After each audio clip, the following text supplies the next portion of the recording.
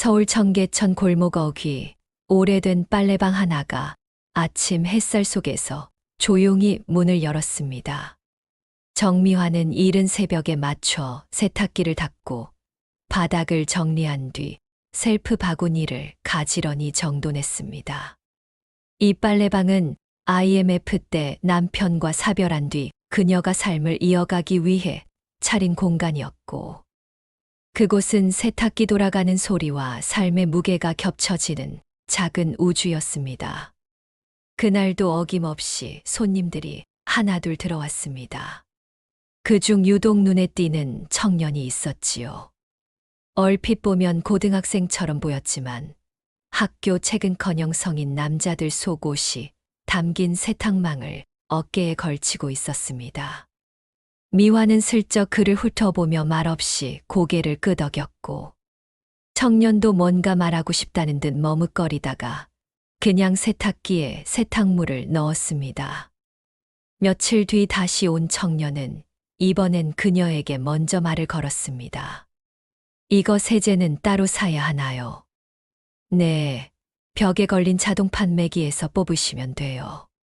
감사합니다. 청년은 고개 숙이며 미소를 지었고 그 웃음이 어쩐지 오래도록 기억에 남았습니다.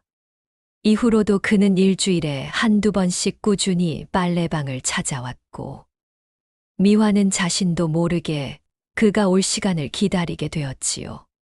세탁이 끝나기를 기다리는 시간 동안 둘은 짧은 이야기들을 나누며 조금씩 가까워졌습니다. 청년의 이름은 최성호. 고등학교를 갓 졸업한 20살로 부모 없이 이모와 함께 살고 있었습니다. 미화는 그에게서 과거 남편의 어린 시절을 떠올리곤 했습니다. 그도 혼자였고 세상에 맞서며 살았던 사람이었으니까요. 그해 겨울 성호는 빨래방 안에서 펑펑 울며 무릎을 꿇었습니다. 이모가 돌아가셨어요. 사고였어요. 갑자기요.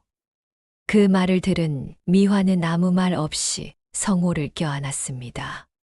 차가운 세탁기 옆 따뜻한 팔이 되어 주었습니다. 며칠 뒤 성호는 그녀의 집 앞에서 두 손을 모으고 기다렸습니다. 아줌마, 아니 이모, 제가 같이 살면 안 될까요? 그렇게 둘은 서로의 인생에 깊숙이 들어가게 되었습니다. 미화는 친자식처럼 성호를 보살피며 어른이 된다는 게 무엇인지, 가족이 생긴다는 게 어떤 건지를 배워가기 시작했습니다. 이제 이야기는 이 둘이 엮어낸 가족의 서사로, 그리고 더 큰 시련과 진실로 향하게 됩니다. 정미화의 집은 청계천 인근 허름한 다세대 주택 꼭대기층이었습니다. 좁은 부엌과 방 하나, 오래된 싱크대와 냄새 밴 장판. 그곳은 미화 혼자 살기엔 적당했지만 성호가 함께 지내기엔 턱없이 비좁았습니다. 하지만 성호는 한 번도 불평한 적이 없었고, 오히려 처음으로 엄마 같은 사람과 산다는 것에 행복해 보였습니다. 성호는 학교 대신 공사장에서 일하며 생활비를 벌었고, 미화는 그런 그를 위해 매일 도시락을 쌌습니다. 때론 다리 아픈 몸을 이끌고 빨래방에 나가 손님들을 맞이했고, 돌아오는 길에 시장에서 성호가 좋아하는 단팥빵을 사는 게 그녀의 유일한 사치였습니다. 그들의 관계는 점점 모자모즈처럼 굳어졌습니다. 어느 날 성호가 일하던 현장에서 사고가 나서 입원한 일이 있었지요. 미화는 가방에 죽을 싸들고 병원으로 달려갔고, 병상 위에서 성호는 조용히 말했습니다. 이모, 그냥 엄마라고 불러도 돼요? 그 말에 미화는 잠시 숨이 멎는 듯 했지만 고개를 천천히 끄덕였습니다. 그날 이후 성호는 그녀를 엄마라 불렀고, 미화는 성호를 가족으로 받아들였습니다. 법적인 관계는 아니었지만 피보다 진한 정이 이미 둘 사이를 감싸고 있었지요. 어느 봄날 성호는 뜻밖의 말을 꺼냈습니다. 엄마, 나 공부 다시 해볼까 해요. 갑자기 일하면서. 아니요. 일은 좀 줄이고 야간 검정고시 학원 다녀보려고요. 미화는 걱정이 앞섰지만 성호의 눈빛이 달라져 있음을 느꼈습니다. 이전과 달리 무엇인가를 이루고 싶어 하는 강한 의지가 보였습니다. 결국 그녀는 성호의 결정을 지지했고 학원비를 마련하기 위해 빨래방 운영 외에도 인근 아파트 청소 일을 겸하게 되었습니다. 세탁기 돌아가는 소리, 사람들 떠드는 소리 사이에서 미화는 성호의 미래를 그려보았습니다.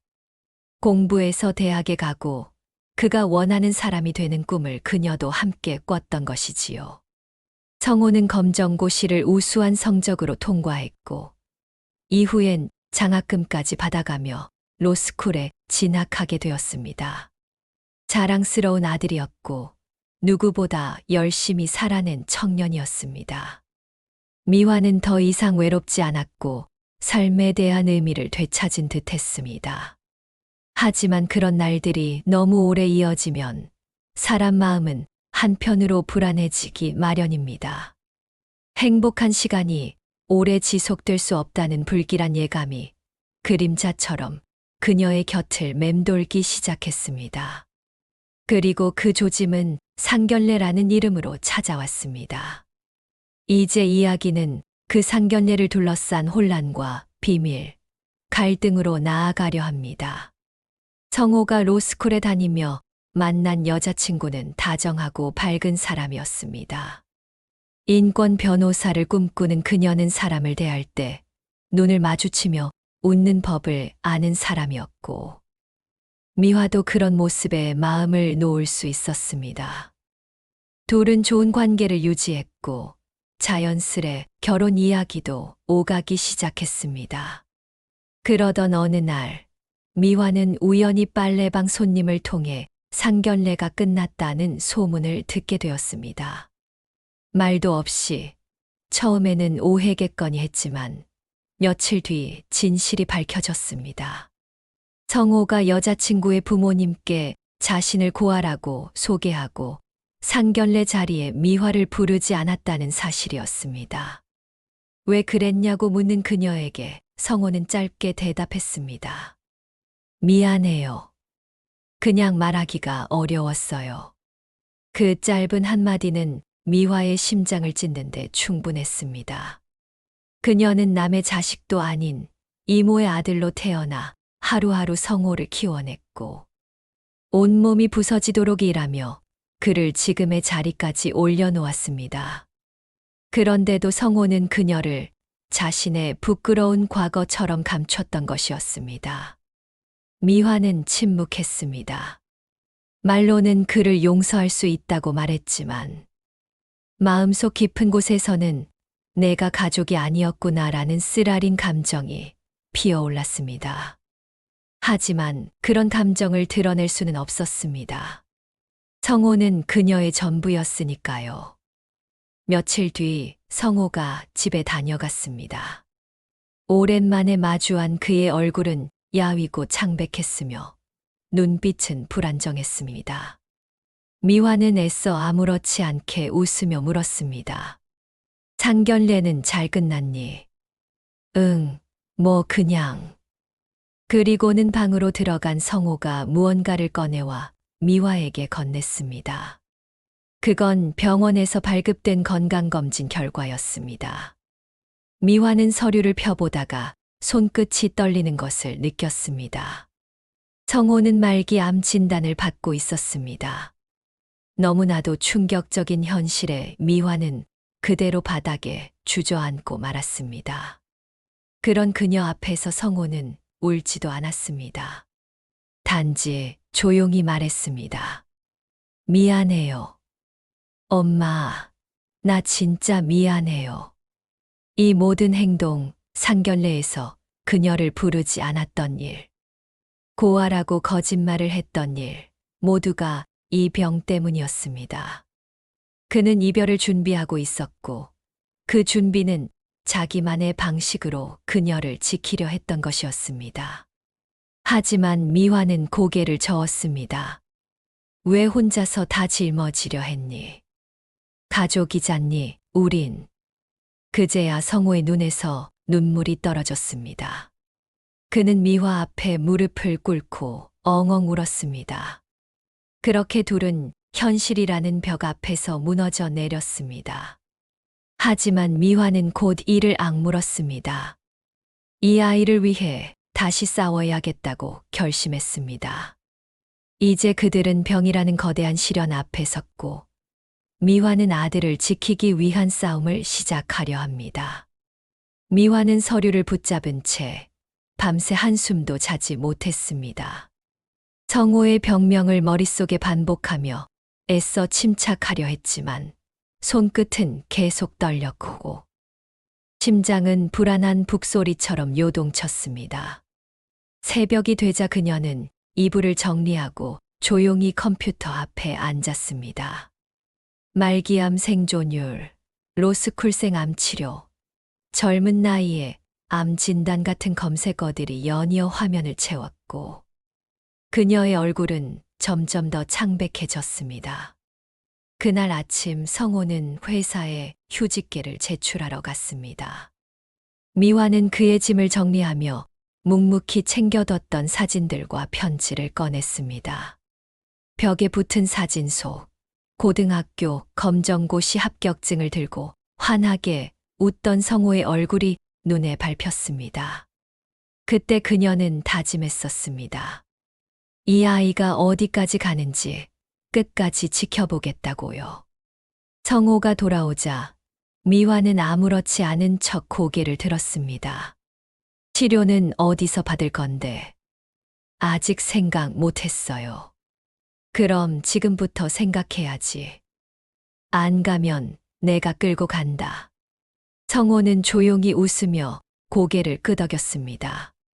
그러나 미화는 마음이 놓이지 않았습니다. 병은 생각보다 빨리 퍼지고 있었고 시간을 허비할 여유가 없었습니다.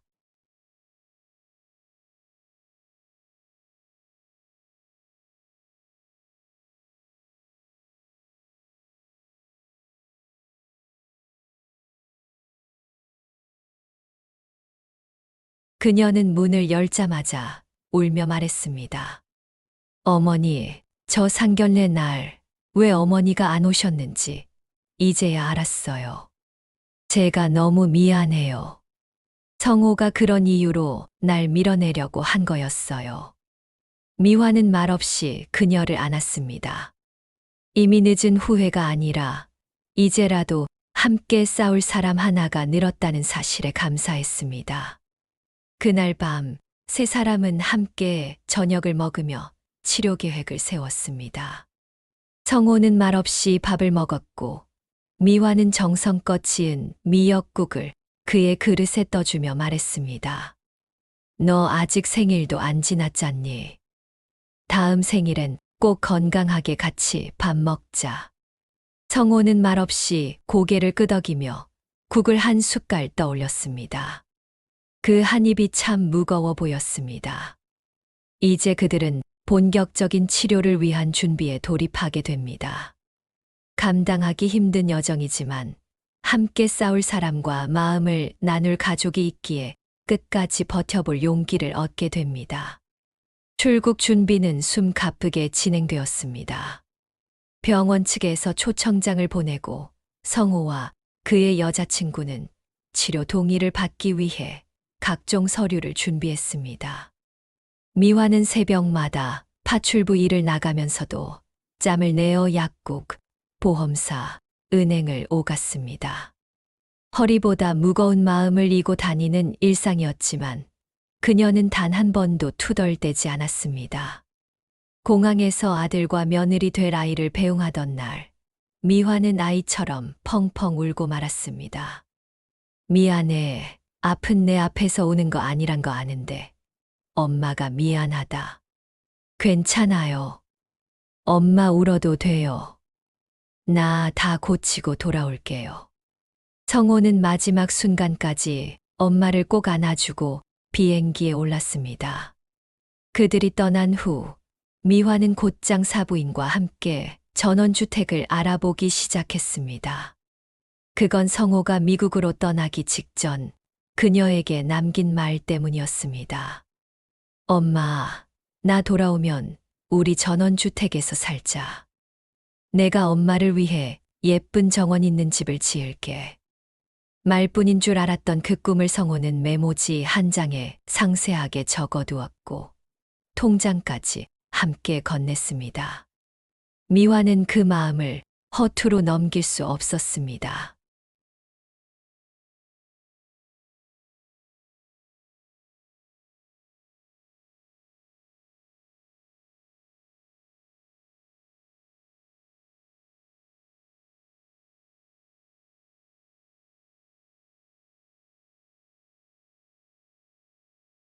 그렇게 미화는 다시 빨래방으로 돌아갔고, 낮에는 청소, 밤에는 셀프 빨래방 정리로 일상을 채웠습니다. 손가락 마디가 부을 대로 부어도 그녀는 멈추지 않았습니다. 엄마니까요. 그러던 어느 날, 성호의 상태가 급격히 나빠졌다는 연락이 왔습니다. 미화는 다리에 힘이 풀려 주저앉았고, 눈앞이 까매졌습니다. 그녀는 이 싸움에서 끝까지 함께할 수 있을까요? 미화는 공항으로 향하는 버스에서 단 한숨도 쉬지 못했습니다. 두 손에 쥔 여권과 항공권이 자꾸만 축축해졌고 심장은 미친 듯이 뛰었습니다. 성호의 상태가 나빠졌다는 연락은 단 두 문장이 전부였지만 그녀는 직감했습니다. 지금 가지 않으면 영영 못 볼지도 모른다는 것을요. 도착한 병원은 미국 시애틀 외곽에 위치한 암 전문 센터였습니다. 낯선 언어, 낯선 사람들, 그리고 낯선 공기. 하지만 그 모든 것이 성호를 위한 것이라면 두렵지 않았습니다. 성호는 중환자실이 아닌 일반 병동에 있었습니다. 얼굴이 반쪽이 되었지만 미화를 보자마자 눈을 뜨고 미소를 지었습니다. 엄마, 또 왔네. 당연하지. 내가 누굴 두고 한국에 있겠니? 옆에 앉은 성호의 여자친구도 수척한 모습이었습니다. 그녀는 며칠째 병원에서 자리를 지켰고 회사에는 휴직계를 냈다고 말했습니다. 두 눈엔 피로가 가득했지만 단 한 번도 투정하지 않았습니다. 그날 밤 세 사람은 처음으로 병실 안에서 웃었습니다. 성호는 장난스럽게 말했습니다. 엄마, 이러다 엄마가 먼저 병 날까봐 걱정돼요. 그럼 정신 똑바로 차리고 나와서 먼저 나가. 내가 여기 눕게 하지 마. 하지만 그 다음 날 아침 상황은 급변했습니다. 새벽 5시. 성호가 고열에 시달리며 숨을 제대로 쉬지 못했고 의료진은 긴급 처치를 진행했습니다. 미화는 병실 밖에서 손을 모은 채 기도했습니다. 그 손끝에선 피가 돌지 않았고 발은 병원 바닥에 붙은 듯 움직이지 않았습니다. 며느리 될 아이는 조용히 울고 있었습니다. 그녀는 미화에게 속삭이듯 말했습니다. 어머니, 정말 저 사람이 죽는 것 같아요. 너무 무서워요. 무서운 게 당연하지. 그렇지만 우린 엄마잖니. 아내잖니. 지금 우리가 울면 저 아이가 얼마나 외롭겠니. 미화는 눈물을 삼키며 병실 문을 바라봤습니다. 다행히 긴급 처치는 성공적으로 끝났고 성호는 다시 안정을 되찾았습니다. 의사는 조심스럽게 말했습니다. 반응이 나쁘지 않습니다. 회복 가능성 있습니다. 그러나 방심하면 안 됩니다. 그 말을 들은 미화는 성호에게 조용히 속삭였습니다. 살아야 돼. 넌 아직 결혼도 안 했고 집도 안 샀고 내 생일도 안 챙겨줬잖니. 며칠 뒤 성호는 혼자 몸을 일으킬 수 있을 정도로 상태가 나아졌습니다. 병실에 누운 채 그녀에게 말했습니다. 엄마, 나 이 사람하고 결혼하고 싶어요. 미안해서 미루려고 했는데, 아니에요. 해요. 우리, 하자. 성호는 그렇게 다시 삶을 향한 의지를 다졌고, 미화는 그의 손을 꼭 잡았습니다. 그러나 결혼 이야기를 들은 성호의 여자친구는 조금 주저했습니다. 정말 괜찮을까요? 이 사람 아직 회복한 것도 아닌데, 저 무서워요. 그녀의 눈빛은 흔들리고 있었고, 미화는 그 속에서 낯선 불안을 느꼈습니다. 가족이라는 이름 앞에서 누군가는 더욱 단단해지고, 누군가는 두려워합니다. 이제 그들은 함께하겠다는 다짐이 어떤 무게를 지녔는지 마주하게 됩니다. 미화가 성호의 병실 앞을 나설 때 병원 복도 끝에 앉아 있는 성호의 여자친구가 보였습니다. 깊게 숙인 어깨 위로 눈물이 흘러내리고 있었고 그녀는 자꾸만 입술을 깨물고 있었습니다. 조용히 다가간 미화가 옆에 앉자 그녀는 한참을 말없이 있다가 마침내 속내를 털어놓기 시작했습니다. 어머니, 저 이 사람 옆에 있어도 되는 걸까요? 너무 두려워요. 이 사람 아프기 전엔 당연히 결혼해서 아이도 낳고 오래오래 행복할 줄 알았는데 지금은 하루하루가 무서워요. 미화는 조용히 고개를 끄덕였습니다. 이해한다는 듯, 하지만 흔들려선 안 된다는 듯. 그럴 수 있어요. 사랑하면 더 무서울 수도 있죠. 더 많이 사랑하면 잃을까봐 더 무서운 거예요. 그녀는 그제야 고개를 들었고 미화의 두 눈 속에서 흔들림 없는 의지를 마주했습니다. 성호는 다시 회복세를 타기 시작했습니다. 몸무게도 조금씩 돌아왔고 이따금 복도 산책을 나갈 정도로 안정되었죠.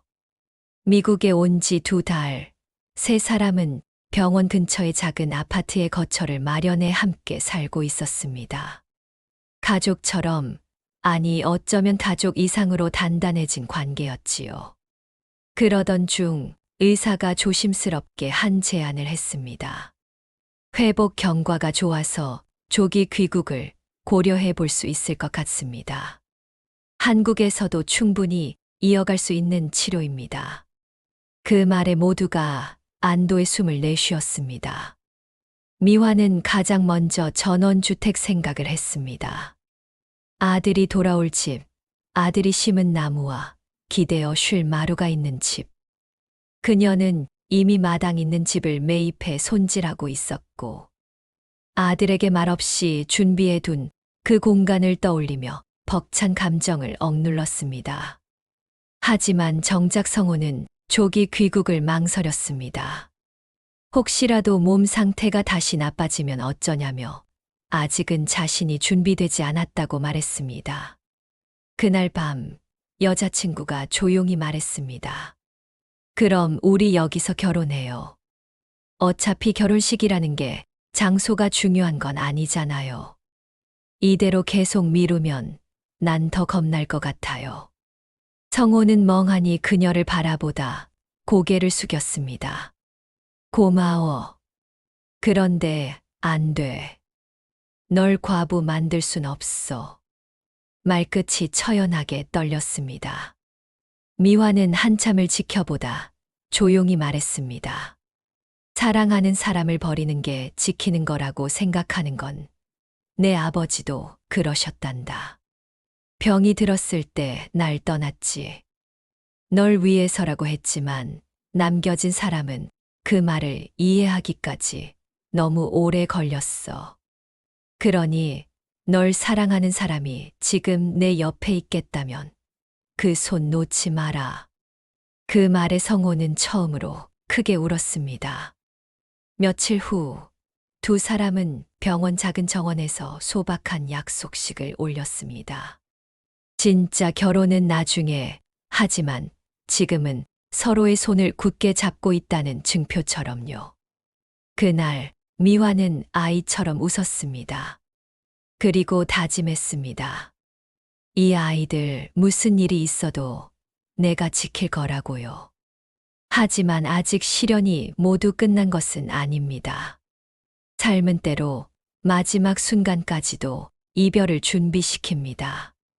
성호와 그의 아내가 귀국한 날, 미화는 대문 앞에 빨간 리본을 걸었습니다. 손수 정리한 전원주택이 그들을 맞이할 준비를 끝낸 순간이었습니다. 담벼락엔 등나무가 슬쩍 뻗어 있었고, 마당 한복판엔 어린 복숭아 나무가 심겨 있었습니다. 성호가 미국에서 자주 말하던 나무였습니다. 우와, 이게 진짜 우리 집이에요. 그래, 엄마가 다 준비해 놨지. 놀랐지? 성호는 마당에 들어서자마자 무릎을 꿇고 앉았습니다. 손으로 잔디를 쓸어내리며 천천히 눈을 감았고, 그의 아내는 그런 모습을 물끄러미 바라보다 조용히 옆에 앉았습니다. 그날 저녁 미화는 손수 만든 반찬으로 밥상을 차렸습니다. 조촐했지만 따뜻한 상이었습니다. 식사를 마친 성호는 갑자기 통장을 내밀었습니다.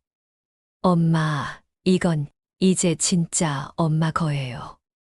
이 돈 너 결혼 준비하라고 했던 거잖니. 이미 했잖아요. 그리고 난 이제 진짜 내 집에서 살아. 엄마 집에서. 미화는 통장을 바라보며 고개를 저었습니다. 나는 내가 아프지 않고 살아 돌아온 것만으로도 다 받은 거야. 그 돈은 다시 너희가 써. 하지만 성호는 단호하게 고개를 저었습니다. 그는 천천히 말을 이었습니다. 엄마, 내 병이 처음 알려졌을 때 사실 다 포기하고 싶었어요. 그때 엄마가 날 붙잡아 줬어요. 그게 내가 다시 살아야겠다고 마음먹은 이유예요. 엄마는 늘 날 살게 했어요. 그러니 이건 엄마 몫이에요. 며칠 뒤 성호와 그의 아내는 동네 주민들과 친구들을 초대해 마당에서 조촐한 파티를 열었습니다. 여느 결혼식보다 정겹고 따뜻한 자리였고, 미화는 그날 하루 종일 주방과 마당을 오가며 웃음 지었습니다. 그 파티 끝자락 성호는 마이크를 들고 이렇게 말했습니다. 여기 계신 분들 중 많은 분들이 저희 엄마를 빨래방 아주머니로 기억하실 거예요. 하지만 저에겐 그분이 유일한 가족이자 생명의 은인이에요. 엄마가 없었다면 전 이 자리에 없었을 겁니다. 그 말에 사람들의 박수는 뜨겁게 울려 퍼졌고, 미화는 더는 눈물을 참을 수 없었습니다. 처음으로 자신이 엄마라는 이름이 부끄럽지 않았습니다. 그리고 세월이 조금 더 흐른 뒤 성호는 완치 판정을 받았습니다. 두 사람은 인권 변호사로 활동하며 소외된 사람들을 위한 재단을 설립했고, 미화는 여전히 마당에 앉아 하늘을 올려다보며 하루를 마무리했습니다. 때때로 그녀는 중얼거렸습니다. 여보, 우리 아들 잘 살고 있어요. 내가 지킨 삶, 당신이 주고 간 그 아이 너무 잘 자라줬어요. 걱정하지 말아요. 난 이 아이 곁을 지키는 엄마로 계속 살아갈 거예요. 그 말 끝에 불어오는 바람 속에서 누군가의 따뜻한 숨결이 그녀의 어깨를 쓰다듬는 듯 했습니다. 마당의 복숭아 나무가 조용히 흔들리며 또 한 계절의 기적을 준비하고 있었습니다.